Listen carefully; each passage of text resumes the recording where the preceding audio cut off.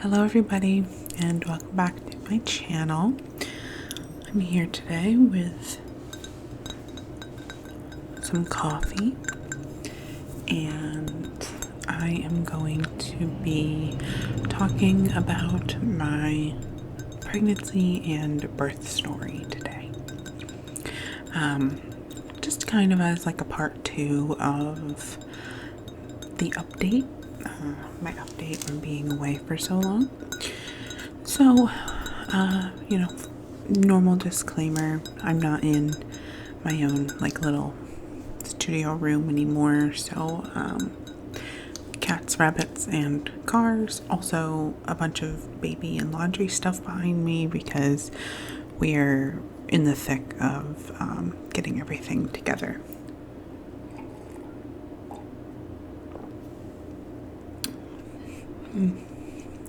It's a nice message. Okay. So, I'm not going to spend too much time on the actual pregnancy. You'll kind of understand why here. But, basically, I found out I was pregnant in October. Yes, that's right. October of 2019. And I actually found out that I was pregnant while my husband, Sean, was in Puerto Rico for work. So he was gone for 3 to 4 weeks, I believe. Yeah, 3 to 4 weeks. And I found out the day after he left that I was pregnant. And I wanted it, it's our first child, and I wanted it to be a surprise. So I waited 3 weeks to tell him. Let me tell you, that was the most excruciating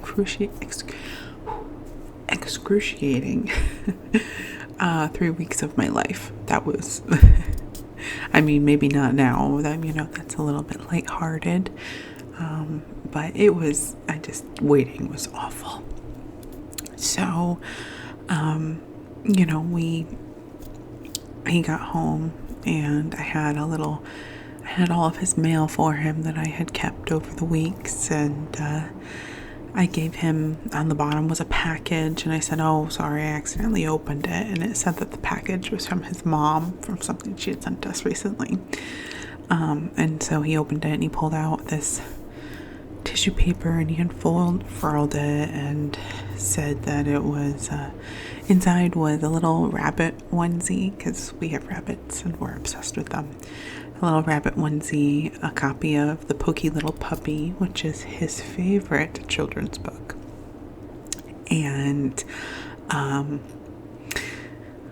the pregnancy test that said pregnant. And he started crying. It was so sweet. And then he pulled the old, I knew you were pregnant. I knew you were lying to me, that you had gotten your period. Whether or not he actually did know, who knows, It's neither here nor there. So, anyways, the pregnancy progressed while he was actually in Puerto Rico. Between the time that I found out and he came home, I had a lot of bleeding, vaginal bleeding, and I was convinced that I was miscarrying, or was going to miscarry, something along those lines. Something was wrong with the baby. And I would say that was around 5, 6, 7 weeks, somewhere in there.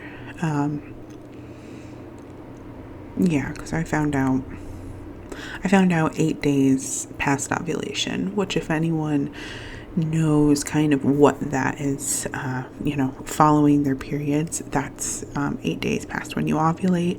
That's the absolute earliest you could see on a pregnancy test, see that you were pregnant. So that, so I went to the doctor a few times, got multiple ultrasounds, At that point, you couldn't even really see anything. It was so early on, you really couldn't even, there was nothing to see, basically. But I had and I always say this wrong, a subchorionic hematoma. No, not wait a second. I'm gonna look this up. I'm looking it up right now. So stay. Yeah.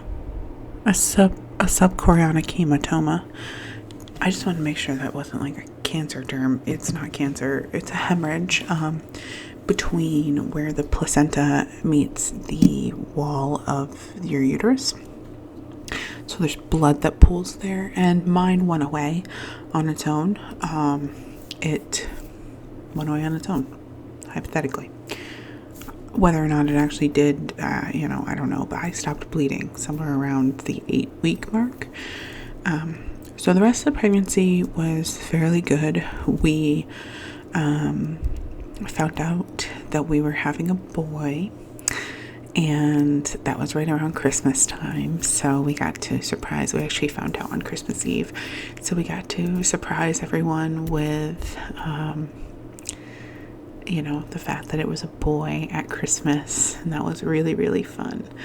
And then the rest of the pregnancy was really quite smooth. I mean, I was a little bit sick. I wasn't, the first trimester is rough. Tired, sick, all of that. But it wasn't like excessive. I got through it pretty easily. And then I basically just wanted egg sandwiches and bagels. That's all I wanted to live on. So that was, let me fix my headphone there. That was the pregnancy, first trimester, and second trimester. I started feeling a little bit better. Started getting bigger. He was, I could start to feel him kick. And it's so weird to talk about now that he's like born. It's just so strange that he was inside me. It's absolutely bizarre. So then we come upon March 16th. Yes, March 16th, which was a Sunday. Or the Sunday near there. You can, find out yourself. Sean was getting ready to go to on a work trip for about 4 days. So he was leaving that day around noon, driving down to Long Island. And I was going over to my parents' house to spend some time with them. And I told him in the morning, I just don't really feel very, I was kind of cramping, but I kind of had that mild cramping. And my OBGYN, or my midwife, just told me to, keep an eye on it, but it's nothing major, it's nothing really crazy, kind of normal, this is when you start getting Braxton Hicks and things like that. So I just thought that was part of it. Little did I know, around 2, I would start getting, I just wasn't feeling right, basically. I went to my parents' house and I was having kind of like crampy, contraction-y type of feelings. And I went and I laid down at their house, which is unheard of. I never do that. I was just exhausted and I couldn't sit on their couch. It was a chill day. We were just hanging out and watching movies, but I went and I laid down when my mom made dinner, and then I had just like a little bit of dinner, a little bit of some chicken noodle soup. And I came out and I said, I just don't feel right. And my dad was like, oh, you're fine. And my mom was like, oh, I'm sure it's just nothing, should I be concerned? And I was like, no, I don't think so. And my contractions were about 4 minutes apart. I could time them, but they, this is my first baby. And even though I know a lot about pregnancy and childbirth, I was only, how many weeks was I? I was 25 weeks that day. So it was, obviously too early. So I thought these were just Braxton Hicks or something happening. And then I got up and walked. My mom made this cake and she had it on the counter. And I got up to go get a piece of cake. And I just felt this gush. And it wasn't like mop bucket quantities, but I could feel it like running down my legs.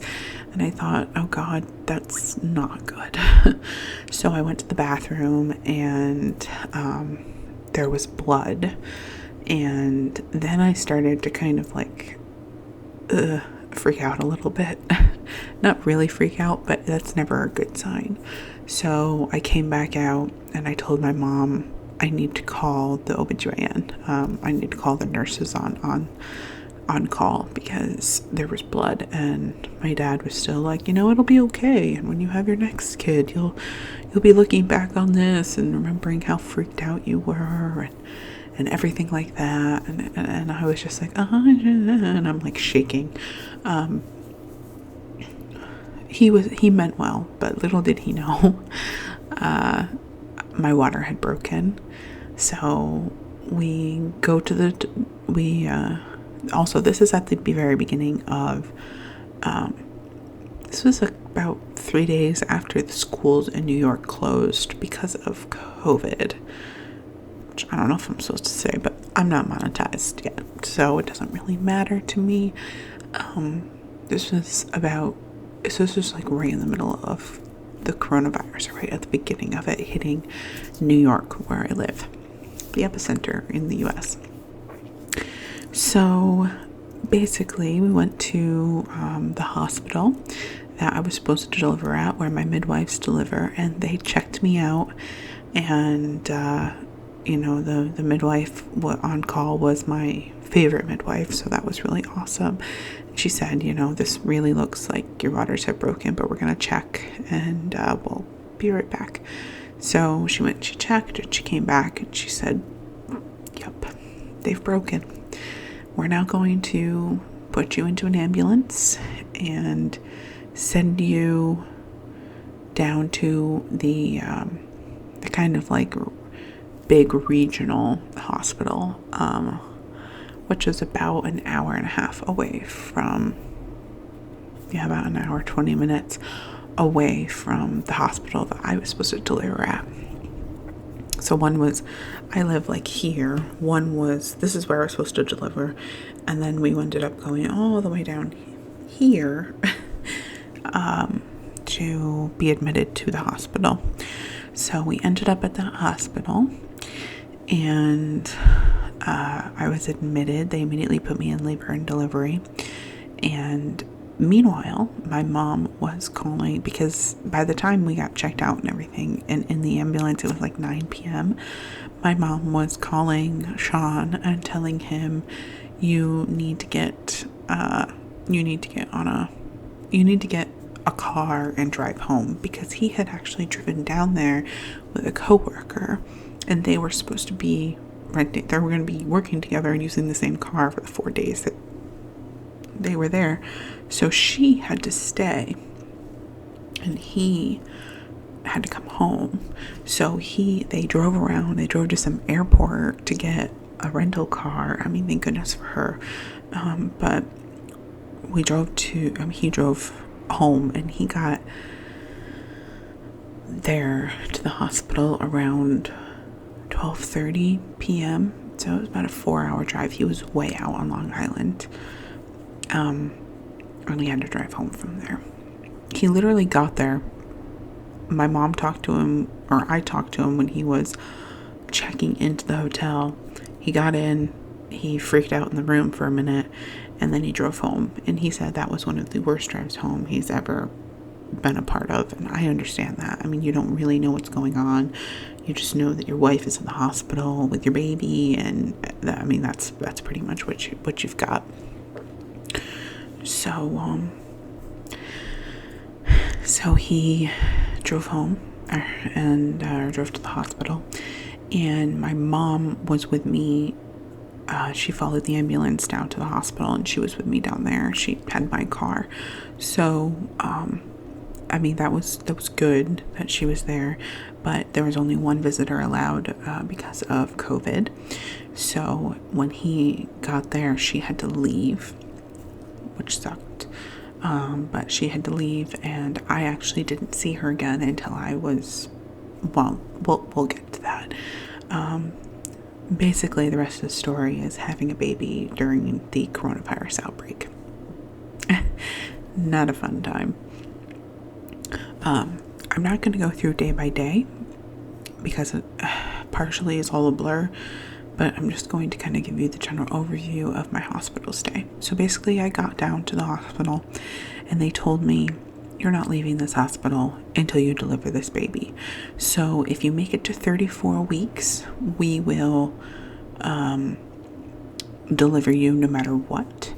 But chances are, statistically, I think 50% of women, no, 75% of, no, it's 50% of women give birth within 1 week from their waters breaking, and 75% within 2 weeks of their water breaking. Then give birth or have complications, because when your water breaks, you are susceptible for infection. There's nothing around the baby, so the baby's just kind of sitting in there, and it's still creating fluid, so it's fine. It's fine, but you are susceptible to infection. But my cervix wasn't dilated, so they put me on bed rest, and they said, you're staying here, you're not leaving, until this happens. But on the way down in the ambulance, they put me on a magnesium drip, which is awful. It makes you hot, and feverish feeling. It's just not a good time, and it kind of burns in your IV. So, and then they also gave me my first steroid shot, and that was to help the baby's lungs develop. And that shot is a bitch. That is the worst shot I have ever had. They put it in your butt, and it hurts. It burns when it goes in. Oh my god, it's so bad. That's a rabbit. It hurts when it goes in. So I got that up at the hospital, trucked down to the other hospital, and I was having like mild contraction things. Sean stayed in the room with me overnight, obviously, and we just kind of wrote it out. We didn't know if we were going to end up having a baby that night or what. Everyone was coming in and talking to us. The people from the NICU were coming in and talking to us, and there were people from obstetrics coming in and talking to us, and yada, yada, yada. So we were in that room for 2 days, I believe. I was having what I called cramps, but they were actually contractions. The reason I called them cramps is because everything I've read talks about contractions being, I know you can't see me, but being across your stomach, and I've actually seen them where it pushes down, it pushes the baby down. But what I was having was what felt like awful period cramps. It was like really low, and it was in my legs. It was going down the sides of my legs, and they were like shaking. And that had been happening kind of all day. So once they gave me the magnesium drip, that stopped. Mostly that really kind of laid off, which that is magnesium used to be used to do that, to stop labor. It will only stop labor so much. Like if your body is doing this, it's doing this, but it stopped my labor. So we were in that room for 2 days in labor and delivery, and then they moved us into a smaller room over there in labor and delivery because we were taking up a big room, and it was clear I wasn't having the baby right away. So they moved us into the other room and continued to monitor me. That first those first 2 nights, I was strapped to every monitor they could think of. I was on IVs, I was strapped, the baby monitor, heart monitor, finger monitor, blood pressure cuff, and they were coming in and bothering me every single hour to make sure that the magnesium was okay and I was okay. It was awful. I did not sleep. I was uncomfortable because they have to be able to hear the baby, so I couldn't really turn because he was still so little that they couldn't just put the monitor on and find him immediately. It was like searching around for the baby. So we got moved to the little room, and we were there for, I don't know, a day, and then they moved us over into it's the same wing, it's the same floor, but a separate part, and that was the kind of like postpartum, antepartum part, so where women would stay, where I would be staying while waiting for my baby to come. And basically the beds are so much more comfortable, and you aren't monitored 24/7. They come in like once during the night and that's it. So and then during the day obviously, but they don't bother you all the time, which is wonderful. So we got moved over there, and we were there for, I don't know, a day or two, and then at this point I don't even remember. It's all just such a blur. Basically, we ended up being moved back and forth 4 or 5 different times. I think 5, because they just couldn't take any chances. So I would tell them I was having contractions, and or there would be bleeding.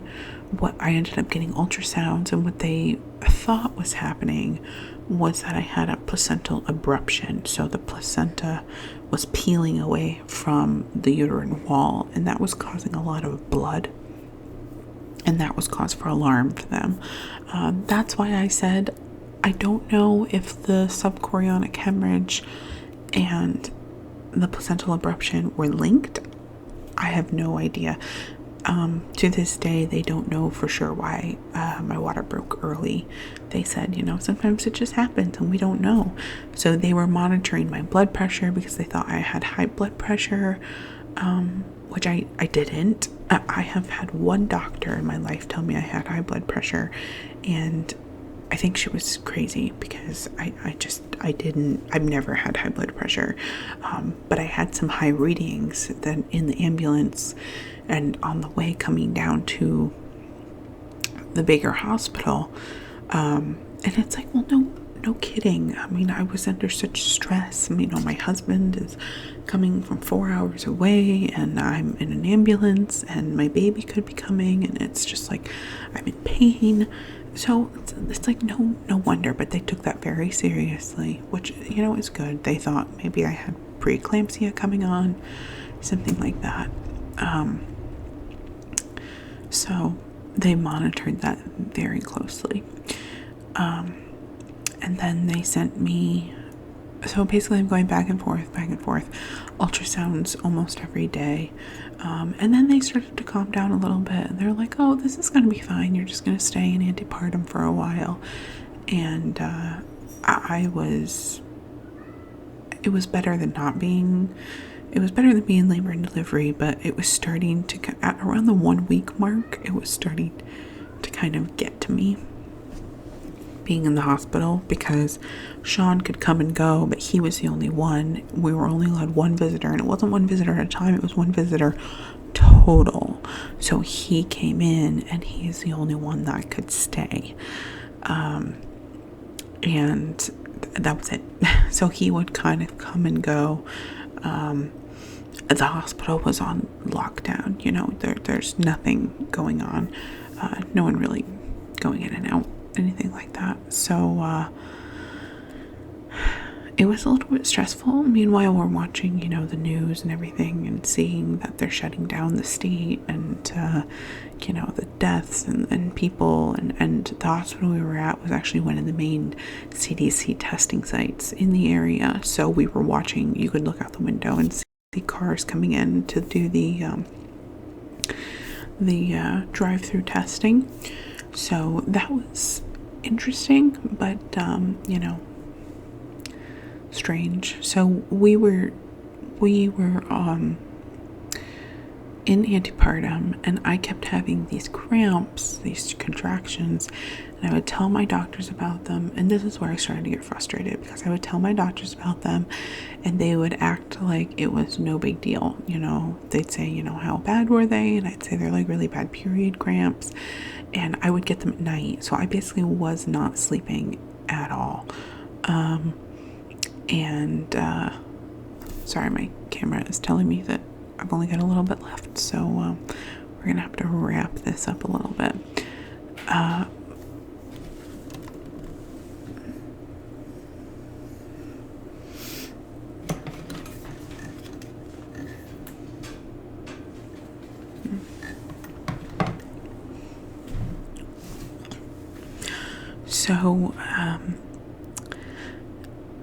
So every day, because I was complaining about these cramps so much, they were saying, we're going to do a speculum exam on you, which those are uncomfortable. Don't recommend those. One minute. Hi, everyone. Jumping in from another day, because I had a whole camera debacle. It ended up, we fixed it, but it's been a couple of days since I recorded the first part of my video. So, hello. Let me move this a little bit closer. There we go. Hello. Sorry for the thrown together look. I just thought I would sit down and finish filming this. So I think where we were, I went back and listened. I think where we were was saying that I pretty much wasn't sleeping. This was in the lead up to actually giving birth. So, like I said, we were being moved back and forth between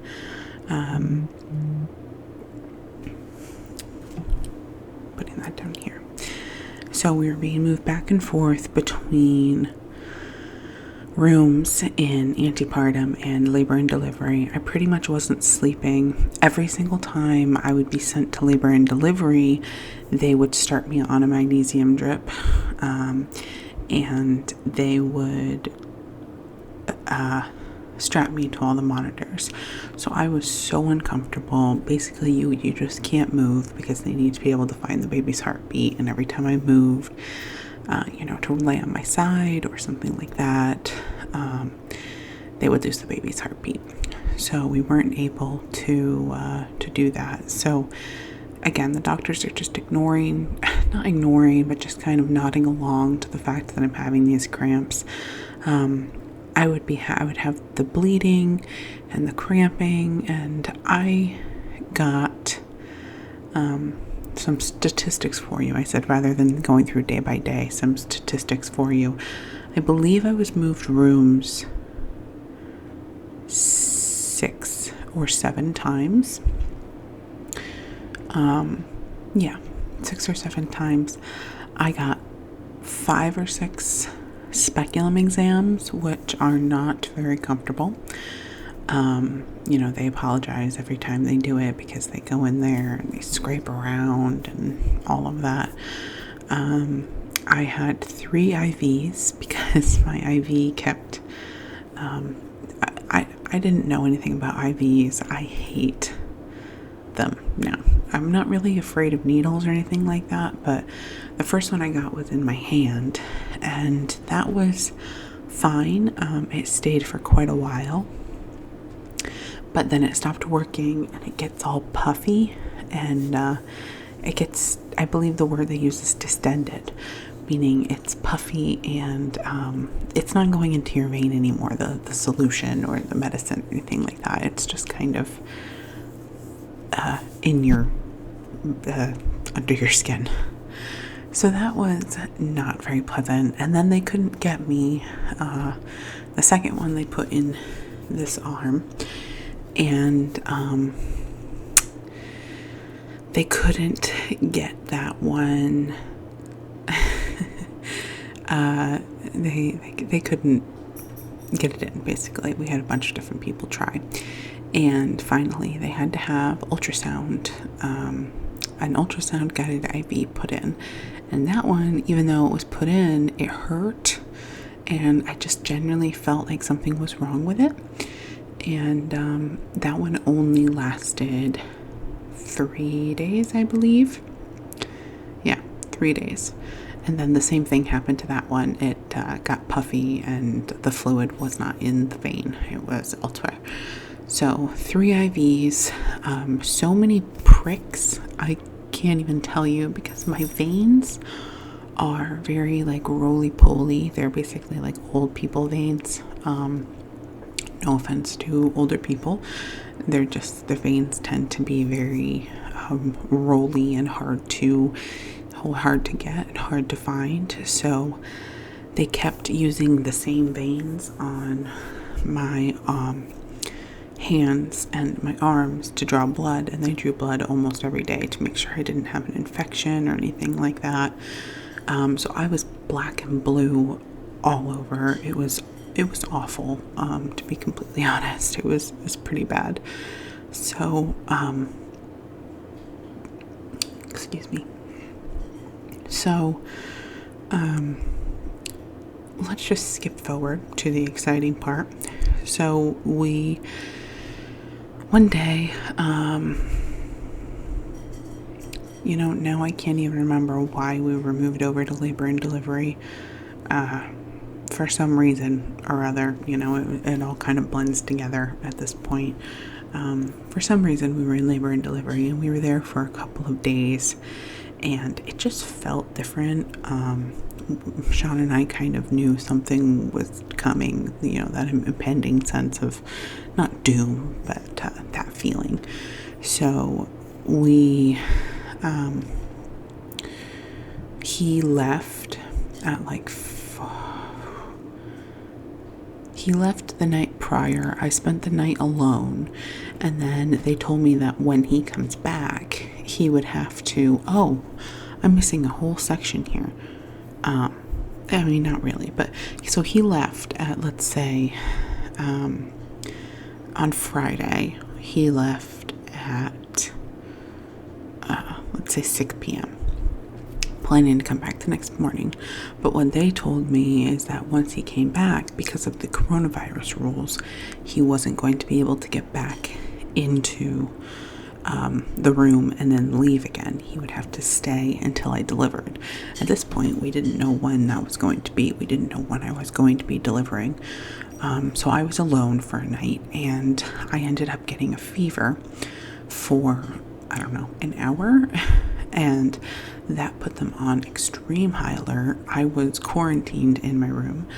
And they all had to come in masks and all of that, and they tested me for coronavirus, which is not pleasant. It's necessary, don't get me wrong, but it goes up your nose on both sides, and it feels like they're scraping your brain. It is so uncomfortable. So I'm reaching the end of my limits. I'm a strong person, but I feel like a pincushion. I've been poked, prodded, moved. I'm so sore. I've been cramping. I've been having contractions that were pretty bad for weeks now. I was in the hospital for 2 weeks leading up to the birth.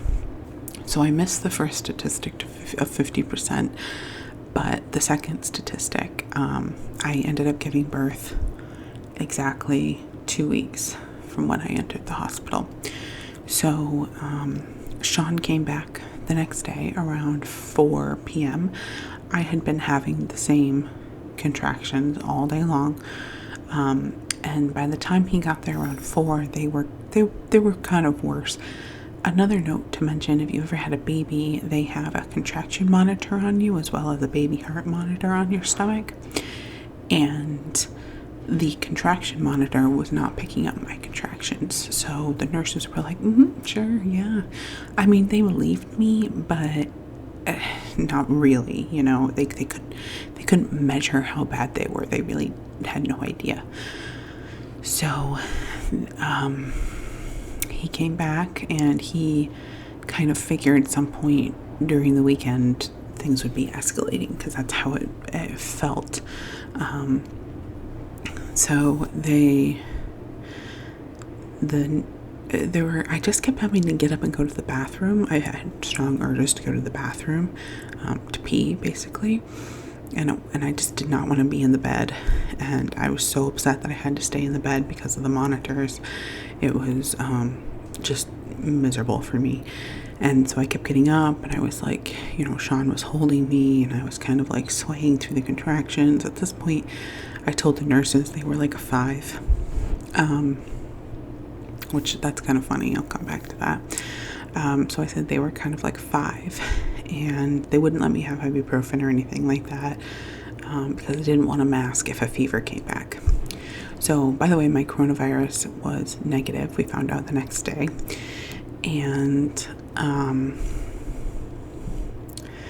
then around 7, there was a shift change, and the old nurse came in and told the new nurse, they were both in there, and she said, hopefully you don't have a baby tonight, but I'll see you tomorrow, I'll be on the day shift. And she told her I'd been having some cramping, and I wasn't feeling too good, and blah blah blah. And the other nurse was like, okay, that's good. And the other nurse left. And then I called her back in probably half an hour later, and I said, this is like, something is up here. These are stronger. And so she got the attending, and the attending came in and looked, another speculum exam.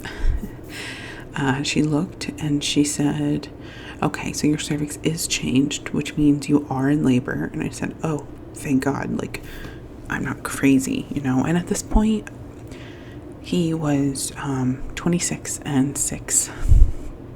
So I was in the hospital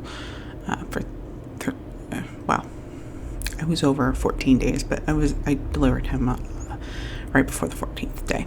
So I was in, he was 26 and 6. So even though he was, almost 27 weeks, he's still really little. I wanted to get to 28 weeks, but and there was a little bit of guilt about this, but I was so done. I couldn't do that another week. I would have, because it's my baby, but if I didn't have to, that was ideal.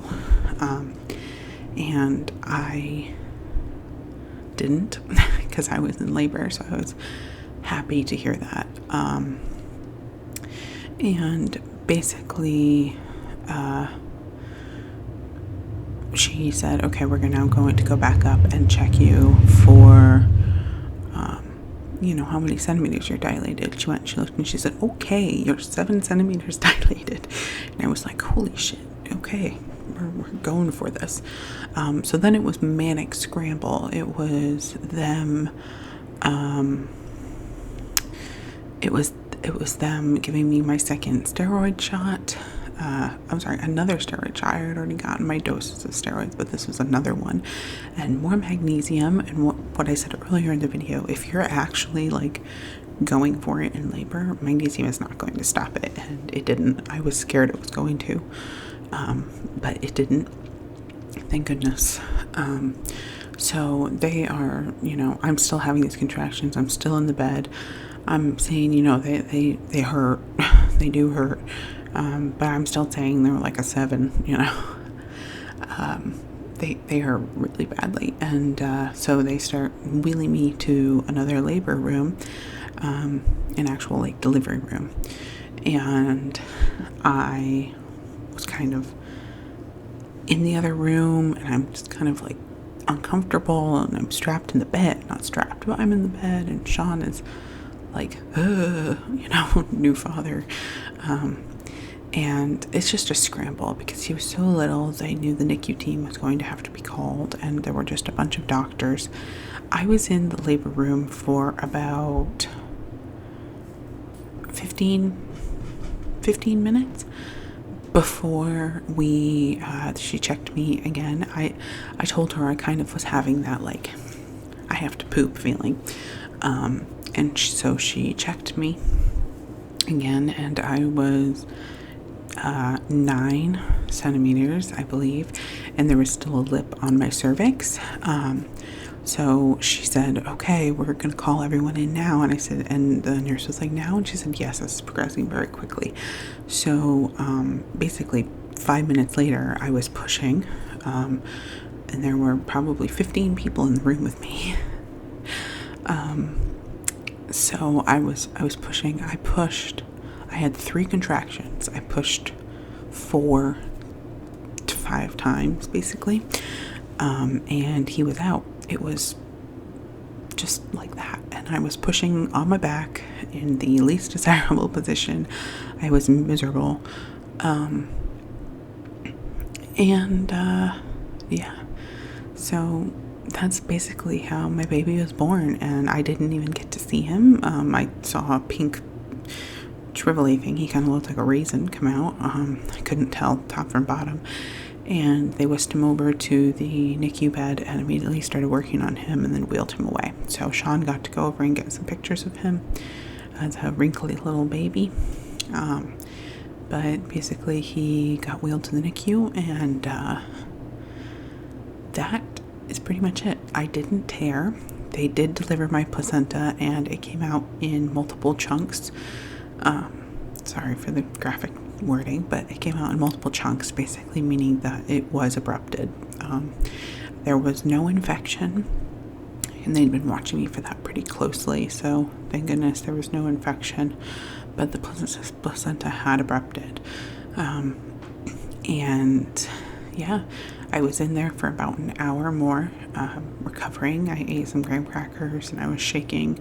That's the other thing, when you're in labor and delivery and not in antepartum, they don't let you really eat. So I hadn't eaten pretty much all day. And there's one way to get my bad side, and that's to take away food. So I had some graham crackers and I cried a little bit with Sean. You just don't plan this stuff, you know, it is crazy. I then got moved to my postpartum room, and I passed some baseball-sized blood clots, which that is from the abruption. I was bleeding into my uterus, and it was clotting. So I passed these giant blood clots, and the nurses were like, oh, I've never seen one that big. That's like, oh, that's good, you know. Thanks for that. So, yeah, that's the story. And so he was born on March 28th at 9:07 p.m. My birthday is March 29th. So he was born 3 hours before it was officially my birthday. And he was 14 inches long and 2 pounds 3 ounces. 3 ounces, yeah, 2 pounds 3 ounces. So that's that. It was crazy. We didn't get to go see him in the NICU until probably 2 in the morning, and then by that point I was exhausted. Basically that whole night was just a blur. I kind of got to sleep, kind of didn't get to sleep. And we saw him in the NICU for about an hour and then went back and tried to sleep. Sean had brought me a birthday sub from my favorite sub shop and a cake. So we got to eat those at, 4 in the morning or whatever it was. And then I was ready to go home. So I went home, not that day, but the following morning. And so the rules of the NICU right now, because of coronavirus, are that only one parent can be in there at a time. We live about an hour away from that hospital, so we are alternating days going down, which kind of sucks, but he's been in the NICU for 6 weeks now. And it's a journey. This is my NICU bracelet. It's all worn, but It's hard. NICU life is really, really hard, but he's doing well. He's grown a lot. He's almost 4 pounds, which is amazing. He has some respiratory issues that he's working on. But he is just the cutest little baby. His name is Edwin. And, no, it's not a family name. Everyone asks us that, but we just love the name. So that's our little guy. And, without making this video too much longer, I just wanted to talk about that. I just wanted to talk about my birth story because I am a strong advocate for natural births. I mean, women, I think, should do whatever makes them comfortable. But what I wanted is totally different from what I got. I wanted to be delivering with my midwives in a low-stress environment. I didn't want to be bothered. I wanted it to be dark. I wanted to have a water birth, yada, yada, yada. Natural. That's the only thing I got. Thank God I was able to have a natural birth. They asked me if I wanted an epidural, and I said no. That's the other thing. I think my pain tolerance is pretty high because I was having some pretty raunchy contractions, and I told the nurse that they were like an 8. So I think my pain tolerance is pretty high, and I was experiencing a 10. But it's like, how do you know that a 10 is a 10? Yes, it's the most painful thing you've ever been a part of, but also it's not. It's just different. It hurts, but it's a different kind of pain. It, your body is really doing something. It's not like you're being stabbed.